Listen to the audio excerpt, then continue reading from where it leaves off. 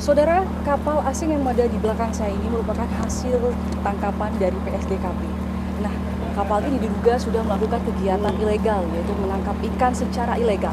Selengkapnya terkait dengan penangkapan tersebut, saya sudah bersama Dirjen PSDKP, ada Bapak Ipung di sini. Pak Ipung, bisa dijelaskan kronologi dari penangkapan dari kapal asing ini, Pak?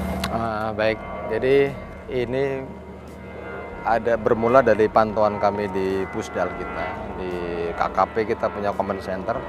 Nah, di situ ada terdeteksi kapal ini pergerakannya aneh. Yang harusnya dia itu pakai algi, ini nggak pakai algi. Kemudian masuk dari Australia, masuk ke arah Bali. Kami deteksi terus semalaman itu. Nah, ternyata agak mencurigakan, kami turunkanlah kapal kita paus untuk melakukan intercept. Terus kita kejar. Nah, akhirnya ketangkap. Akhirnya ketangkap. Kita bisa melihat Boleh, seperti apa? boleh. Silakan.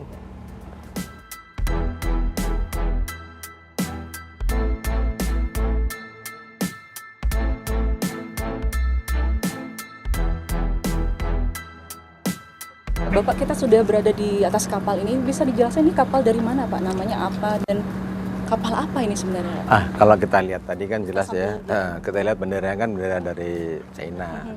Kapal China. Namanya ini Luyu 28359 dan di dalam kapal ini kita periksa dokumennya. Memang kalau dokumen kapal ikan, Pak. Situ. Ini karena bentuk kapalnya kapal ikan, dokumennya dokumen kapal ikan, akhirnya menjadi target kami untuk melakukan pengawasan. Setelah kita lakukan penangkapan, ABK-nya hanya ada 6. Ada 6 ABK berarti? Iya, makanya kan ini juga agak-agak aneh juga. Kami dalami terus. Anehnya gimana, Pak? Maksudnya ini kapal ikan biasanya harusnya ABK-nya banyak. Harusnya kok kapal sebesar ini banyak, Pak. Kapal sebesar ini setidaknya 20 orang sampai 25 orang, ya kan? Dan kami dalami terus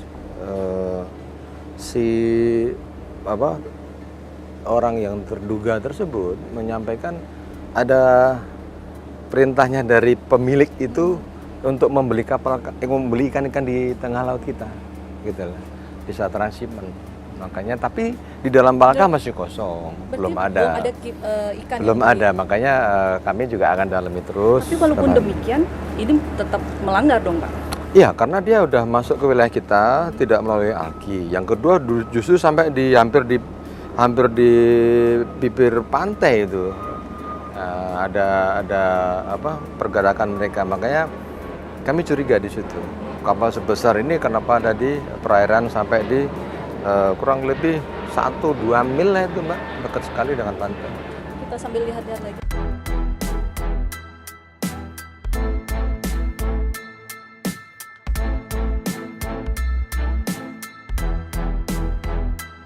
Bapak, terkait dengan perairan tempat ditangkapnya kapal ini, apakah memang perairan tersebut merupakan perairan yang rawan disusupi oleh kapal-kapal asing untuk melakukan illegal fishing? Betul. Rawan, karena udah berapa kali kami melakukan penangkapan kapal terutama dari Arafura ya sampai ke barat Sumatera itu sering adanya kapal-kapal asing, kapal ikan asing terutama itu menjadi target kami dan ada kemungkinan mereka transshipment di situ. Kapal melakukan penangkapan ikannya di wilayah kita langsung ditransship bawa ke luar negeri kan gitu. Nah ini udah berapa yang kami lakukan penangkapan. Ini merupakan yang terbaru lah, baru kemarin. Ini lumayan besar loh, Pak. Kalau biasanya untuk nangkap ikan berapa nih kapasitasnya, Pak? Ini besar ya, kurang lebih ini mungkin bisa 300-an lebih ya. Artinya dilihat seperti ini memang Mbak bisa lihat sendiri kerugian kalau yang ini untuk kapal ikan misalnya ngambil ikan ya luar biasa kan. Kami belum hitung semuanya. Iya. Terus lalu bagaimana proses hukum selanjutnya untuk para ABK dan juga mungkin kapal ini akan seperti apa nantinya, Pak? Proses hukum nanti kami akan bekerja sama dengan instansi terkait, ada Polair, ada teman-teman Angkatan Laut, imigrasi, karena ini kan ABK-nya ini ternyata tidak punya dokumen keimigrasian sama sekali. Dia tidak ada paspor, apalagi visa. Terus kemudian kapal ini pun hanya selembar dokumen saja, yang lain-lain nggak ada. Artinya legalitasnya justru kami ragukan, apalagi pelayaran mereka ini kan tidak dialki, masuk ke wilayah sampai ke teritorial kapal asing lagi, benderanya kan jelas, ini juga melanggar, nanti pasti akan didalami di situ. Nah Pak, sebenarnya kalau di Indonesia ini apa sih yang menjadi tantangan Pak untuk menindak kapal-kapal asing yang beraktivitas ilegal di perairan Indonesia? Ya, kita tahu bersama lah, yang pasti dengan kondisi yang sekarang ini Mbak ya, anggaran nomor 1, karena semua operasi pakai itu. Namun kita juga bisa membentuk dengan sinergitas dengan aparat penegak hukum lain. Kami juga kerjasama dengan BIN, informasi itu ada, dengan Angkatan Laut untuk tindakan, dengan kepolisian, Pol Air dan Barreskrim segala macamnya, imigrasi bahkan Bakamla dalam hal ini. Ini kami sinergi, Mbak. Ketika intas itu sinergi, itulah satu langkah kita bagaimana kita menyikapi atau kita melakukan antisipasi terjadinya pelanggaran-pelanggaran yang terjadi di laut.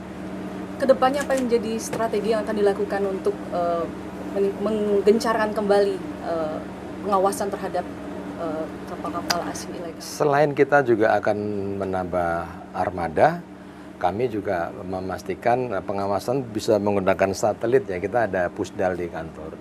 Kemudian kita libatkan masyarakat. Kelompok masyarakat pengawas itu nelayan-nelayan di tengah laut itu bisa langsung memberikan akses ke kami. Berarti bisa langsung berkomunikasi? Bisa. Nelayan sekarang pakai Starlink, jadi nggak repot dengan komunikasi. Pakai handphone langsung bisa ke kami, bisa kami tindak lanjuti seperti yang terjadi di Natuna dalam hal ini. Atau kemarin juga yang di Biak dalam hari kemarin, Jumat kemarin ya. Artinya semakin masif sebetulnya untuk pencurian. Namun kami tidak ragu karena kita didukung oleh aparat yang lain dan masyarakat. Baik. Terima kasih banyak Bapak atas waktunya kesempatan kali ini. Baik. Ya semoga memang penangkapan ini juga memberi efek jera juga ya Pak ya pada para pelaku kapal-kapal asing yang melakukan kegiatan ilegal di perairan Indonesia. Baik. Dan tentunya bagaimana kita bisa menjaga kedaulatan laut Indonesia. Siap. Terima kasih banyak Bapak. Siap. Jadi Terima demikian kasih. perbincangan kami. Saya Sinta Pramadewi, Kadek Santosa melaporkan dari Benua Denpasar, Bali.